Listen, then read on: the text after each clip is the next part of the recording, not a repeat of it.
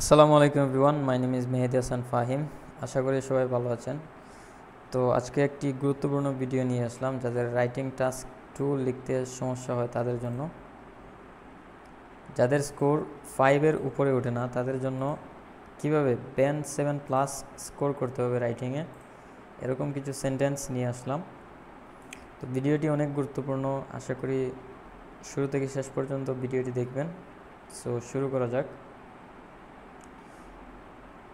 প্রথমে দেখেন, আমি এনভায়রনমেন্ট বা পরিবেশ সম্পর্কে কয়েকটি স্ট্রাকচার এখানে দিয়েছি বা সেন্টেন্স দিয়েছি। প্রথমে দেখেন ব্যান্ড স্কোর 5, এটা হচ্ছে ব্যান্ড স্কোর 5-এর একটা sentence. Air is bad in the city, সিটির মধ্যে বা শহরের বাতাস খুব খারাপ। এটা হচ্ছে ব্যান্ড স্কোর 5-এর একটা সেন্টেন্স। আপনি যদি ব্যান্ড স্কোর 6-এ যেতে চান তাহলে আপনাকে এভাবে লিখতে হবে, there is a lot of air pollution in the city.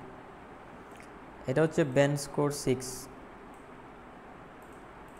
এবং আপনি যদি ব্যান্ড স্কোর 7-এ যেতে চান তাহলে আপনাকে এভাবে লিখতে হবে, urban areas are increasingly suffering. Urban areas বলতে কি বোঝানো হয়েছে, এখানে দেখেন সিটিকে প্যারাফ্রেজিং করা হয়েছে আরবান এরিয়াজ দিয়ে। আর ইনক্রিজিংলি সাফারিং ফ্রম মানে কি? সাফারিং ফ্রম মানে হচ্ছে কষ্টে ভোগা। সেভার মানে কি? তীব্র বা একটু বেশি। Air pollution caused by traffic and industries. তো এখানে আলটিমেটলি সেন্টেন্সটাকে একটু লম্বা করা হয়েছে। কি কারণে পলিউশনগুলো হচ্ছে এই কারণগুলো দেখানো হয়েছে। তাহলে কি কারণে? ট্রাফিকের কারণে এবং ইন্ডাস্ট্রির কারণে। তো এখানে আলটিমেটলি একটা লম্বা একটা সেন্টেন্স দেওয়া হয়েছে, একটু বেশি প্যারাফ্রেজিং করা হয়েছে। তারপরে দেখেন এডুকেশন রিলেটেড একটা সেন্টেন্স এখানে রাখছি, students learn many things in school. ছাত্ররা স্কুলের মধ্যে অনেক কিছু শেখে। এটা হচ্ছে ব্যান্ড স্কোর 5-এর একটা সেন্টেন্স, সিম্পল একটা সেন্টেন্স। আপনি যদি 6-এ যেতে চান তাহলে আপনি কীভাবে লিখতে হবে, schools help students to get knowledge and pass exams. তো স্কুল শিক্ষার্থীদের জ্ঞান অর্জনে এবং পরীক্ষায় পাশ করতে সাহায্য করে। এটা একটু অ্যাডভান্স করে লেখা হয়েছে, একটু সুন্দর করে একাডেমিক স্টাইলে লেখা হয়েছে। আপনারা যদি ব্যান্ড 7-এ যাইতে চান তাহলে এডুকেশনাল ইনস্টিটিউশনস, আমরা এখানে স্কুলসের পরিবর্তে আমরা দিচ্ছি এখানে educational institutions play a vital role, একটা গুরুত্বপূর্ণ ভূমিকা রাখে, play a vital role in equipping students with both academic knowledge and essential life skills. এবং ডেইলি লাইফের যে রেগুলার যে কাজগুলো, লাইফ স্কিলসের যে কাজগুলো আছে ওইগুলা প্লাস একাডেমিক নলেজটা কী করে ইমপ্রুভ করতে বা গ্রহণ করতে এডুকেশনাল ইনস্টিটিউশনসগুলো একটা গুরুত্বপূর্ণ ভূমিকা রাখে। তারপরে দেখেন টেকনোলজি সম্পর্কে একটা সেন্টেন্স রাখা হয়েছে এখানে,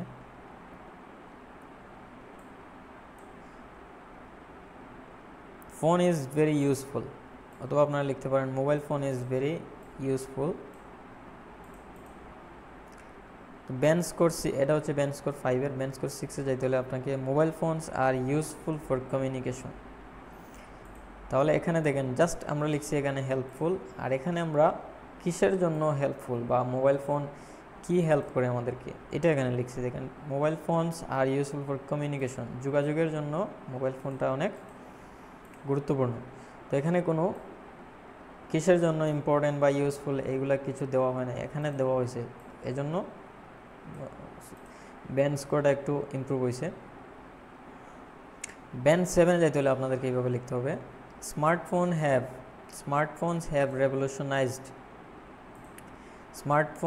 have revolutionized communication by allowing instant access to information and global connectivity।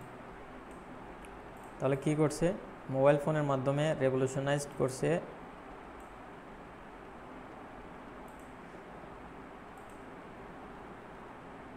তাহলে রেভলিউশনাইজড মানে কি? পরিবর্তন এনেছে বা বিপ্লবিকভাবে পরিবর্তন এনেছে কমিউনিকেশনটাকে, বাই অ্যালাউইং ইনস্ট্যান্ট অ্যাক্সেস। আমরা যে ইনস্ট্যান্টলি কোনো কিছু পাঠাতে পারি অথবা কোনো কিছু গ্রহণ করতে পারি ইনফরমেশনটাকে আমরা পাঠাতে পারি এবং গ্রহণ করতে পারি ইনস্ট্যান্টলি এইটার মাধ্যমে, এবং গ্লোবাল কানেক্টিভিটি, পৃথিবীটাকে আমাদের সাথে কানেক্টেড করে দিছে। তো মোবাইল ফোন প্রথমে আমাদেরকে কমিউনিকেশনে সাহায্য করে, কিভাবে সাহায্য করে, ইনফরমেশনগুলোকে আমরা ইনস্ট্যান্ট পাঠাতে পারি এবং পৃথিবীকে আমাদের হাতের মুঠোয় এনে দিয়েছে। এই রিজনগুলো আমরা এক সেন্টেন্সের ভিতরে দিয়েছি। এটা হচ্ছে ব্যান্ড 7-এর একটা সেন্টেন্স। তারপরে দেখেন স্বাস্থ্য সম্পর্কে, ব্যান্ড 5-এর সেন্টেন্সটা হচ্ছে fast food is not good. Fast ফুডটা ভালো নয়। তাহলে আমাদেরকে 6-এ যাইতে হলে আমাদেরকে কী করতে হবে? Eating fast food can cause health problems. এখানে দিছি ফাস্ট ফুডটা ভালো নয়। ফাস্ট ফুডে কী ধরনের প্রবলেম ঘটাতে পারে এটা কিন্তু এখানে লেখা হয় নাই। তো এখানে আমরা লিখেছি eating fast food can cause health problems. এখন আমরা যদি 7-এ যাইতে চাই তাহলে আমাদেরকে কী সমস্যা হতে পারে এই সমস্যাগুলো যদি আমরা উল্লেখ করে দেই তাহলে আমাদের ব্যান্ড 7 চলে আসবে। যেমন দ্য এক্সেসিভ কনজাম্পশন। এক্সেসিভ মানে কি? অতিরিক্ত। কনজাম্পশন মানে কি? গ্রহণ বা অতিরিক্ত। যদি আমরা ফাস্ট ফুডটা খাই, এখানে ইটের পরিবর্তে ইউজ করা হয়েছে কনজাম্পশন। তো the excessive consumption of fast food contributes significantly to obesity and heart disease. তাহলে ব্যান্ড 5-এ যেতে হলে আমাদেরকে ব্যান্ড 5টাতে হলে আমরা জাস্ট লিখছি যে fast food is not good. Band 6-এ যাইতে হলে আমাদেরকে কেন ভালো নয় বা কিসের জন্য ভালো নয়, হেলথ প্রবলেম হতে পারে। তো ব্যান্ড 7-এ যেতে হলে আমাদেরকে একটু অ্যাডভান্স ভোকাবুলারি ইউজ করতে হবে।